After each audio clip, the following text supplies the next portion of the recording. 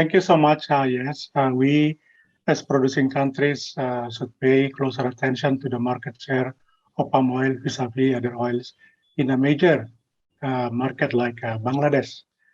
From the explanation of the speakers, I think it is very clear that palm oil is still leading the market. But if you look at the statistics presented by Oil World, the trend is not consistent because there is a tendency that palm oil is losing ground. But there is an interesting case that in 2018, that palm oil it seemed to regain some of the loss, but ever since, I think the trend is not what we want to see. My assumption is that the reason for PO losing some ground definitely not related to sustainability, as explained by all speakers. Palm oil is way ahead of other palm oil, other oils on sustainability issue. But I think we should explain it more and more to the public in Bangladesh, as has been clearly presented by also Dr. Rina.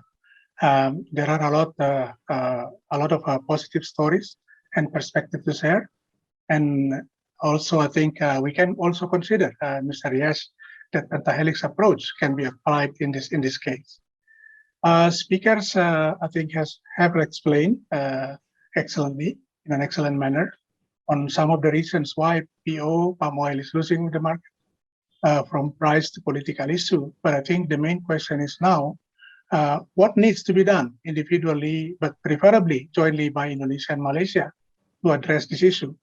Producing countries always welcome remunerative price, but like witness, in the last few, let us say 1 or 2 years. But at the same time, price is also a two-edged sword, as it reduces the market advantage of PO, compared to other vegetable oils.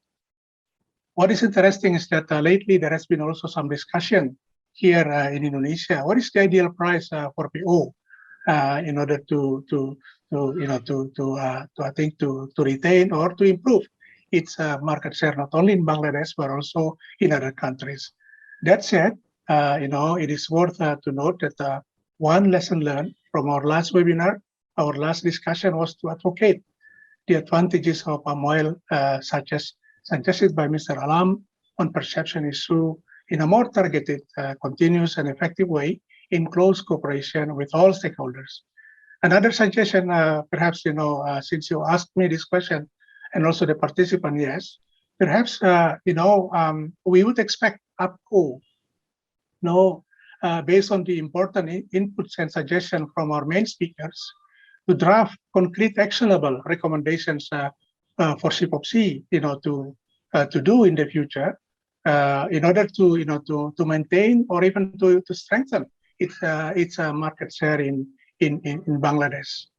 To conclude, again, allow me to once again thank our distinguished speakers, Dr. Ahmed, Dr. Alam, Dr. Rina, the participants, the APCO team, as well as my colleagues from the CPOPC Secretariat. Thank you, and have a nice day, everybody.